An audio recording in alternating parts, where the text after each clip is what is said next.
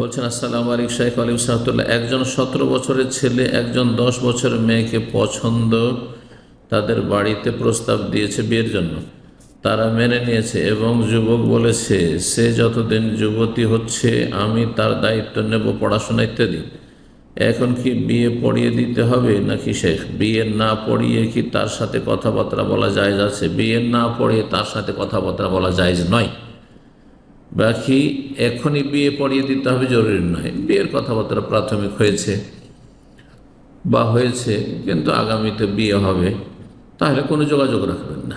ছেলে আর মেয়ের কোনো যোগাযোগ থাকবে না। এরকম যেহেতু মাঝে মাঝে কথা বলছে, মাঝে মাঝে চ্যাটিং করছে, মেসেজ দিচ্ছে, এসব জায়েজ না, কারণ বিয়ে হয়নি। কিন্তু যদি কবুল করে নেই, কবুল করার পরে বিয়ে হয়ে গেছে, হিজাব কবুল হয়ে গেছে, তাহলে কথাবার্তা বলতে পারে আর যোগাযোগ রাখতে পারে, কোনো অসুবিধা নেই।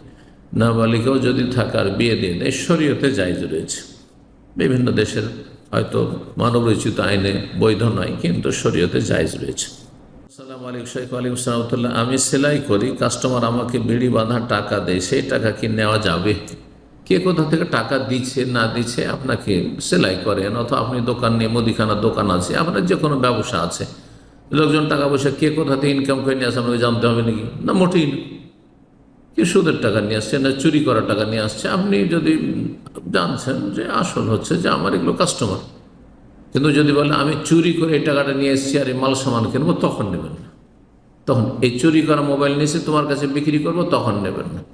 কিন্তু এমনিতেই কে কোথা থেকে কেনাকাটা করছে, খরিদ করছে অথবা বিক্রি করছে, সেটা আপনার আমার দেখার বিষয় নয়। জি।